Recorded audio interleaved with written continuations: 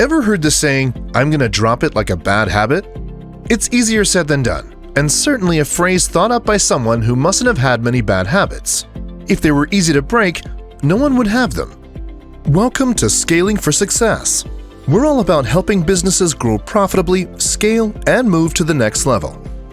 If you're looking for consultancy and mentorship that really makes a difference, subscribe to our channel or visit the Scaling Management Consultant Group website, links in the description below. In today's video, we're discussing what Atomic Habits by James Clear doesn't tell you about execution. Making the change. Habits are the compound interest of self-improvement. James Clear is an author and online blogger who has used his knowledge of scientific research in psychology to build a career out of sharing self-improvement tips with those people looking to make a change in their lives. One of his many books, Atomic Habits, has sold more than 4 million copies and was a New York Times bestseller. It outlines how meaningful change occurs in small increments over a long period of time, and how the majority of people fail to break their bad habits because they try to get rid of them all at once. Unhealthy patterns are broken by making marginal gain, 1% improvements. Health behaviors are established by implementing tiny but important changes in your life. The analogy. Ever been to a baseball game and witnessed a whole stand of people yelling and raising their arms up to protect their faces when a player loses his grip on the bat and sends it hurtling towards the crowd?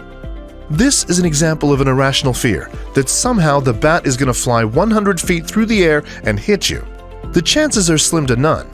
Unluckily for James Clear, though, he was that unlucky person. A loose bat smashed him in the face when he was in high school. His recovery from a broken nose, dislocated eyes, and brain swelling took months, but it didn't prevent him from pursuing his own baseball career. Through the power of small, incremental gains, he overcame his fear and polished off his game to eventually make the All-American academic baseball team while in college. Now he shares his pearls of wisdom with others. The initial behavior. The environment we surround ourselves with is the unseen hand that shapes our behavior. There is an initial 4-step pattern that leads to the formation of a habit. There is a distinct prompt that piques your interest. This is the cue, a piece of information that hints at the possibility of a reward. It could be something as simple as the smell of your favorite junk food.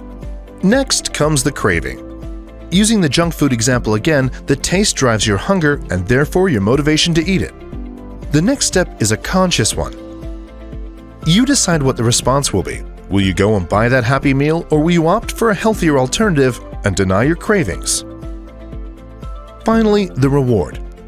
A feeling of satisfaction that you only get from the dopamine feel-good hormone released by your brain for giving it what it wants.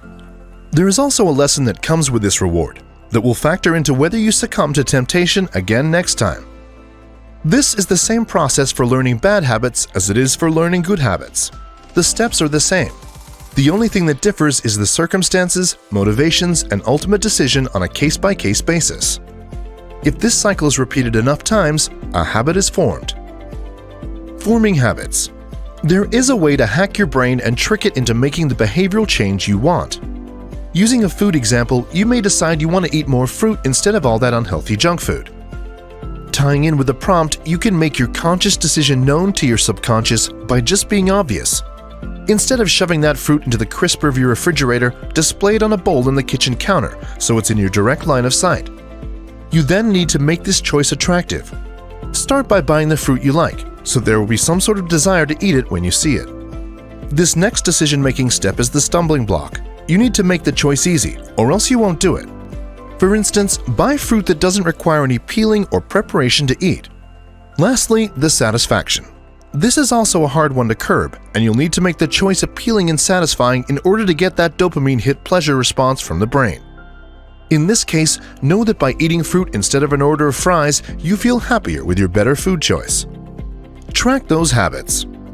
You can make a game out of breaking bad habits or forming new ones. It can actually become fun. Focus on one habit at a time that you'd like to change, and track your decision-making progress so you have a record to hold yourself accountable to. Legendary comedian Jerry Seinfeld marks days that he thinks of a joke on a wall calendar with a big X written in black marker.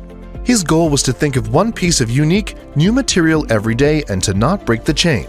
That way he'd never run out of things to say on stage. This is the exact same strategy, and is brilliant in breaking bad habits and building the new behaviors you want. Every day you complete your behavioral goals will add just a little bit more to your resolve than previous days. Put together a whole month, and each subsequent day may count for 2 to 3 days worth of satisfaction when compared to when you first started on day 1. What it doesn't tell you. So how does this link back to the business world?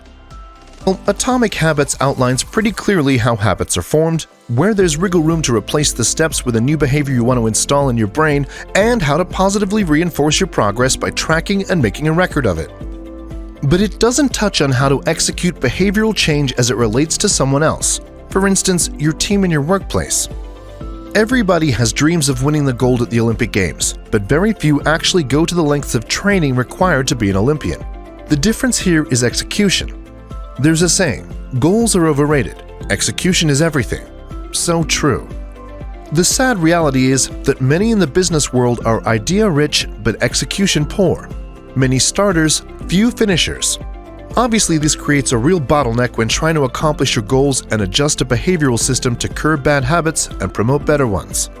Successful companies execute on what matters most to that particular business. They don't just set goals, they put systems in place to promote the environment and attitude they want surrounding and permeating throughout their company.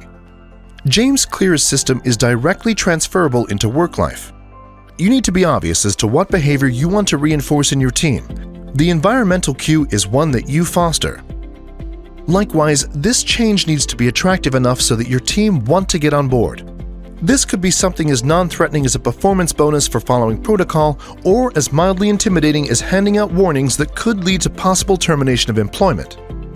The choice to do the right thing has to be easy, and this can be achieved by making sure every person within the business adheres to the same rules and behavioral expectations. Everyone from the coffee guy to the CEO are accountable for their actions. Finally, you need to reward positive behavior that fits in with the good habits you're trying to instill. Your team need to feel a sense of satisfaction over their choice to follow the leader and curb bad habits, to adopt the behavioral model you want for your team. So to recap, there are 4 steps in the behavioral cycle: cue, craving, response, and reward. It's not enough to have an idea of how you want your team to work, you have to have the determination to properly address each facet of the small changes you want to make. Execution is key, and it only works if you put the systems into place and promote an environment of accountability to each other that you'll be sticking to the agreed behaviors for the benefit of the business. That's all we have time for in today's video, the one thing Atomic Habits doesn't tell you about execution.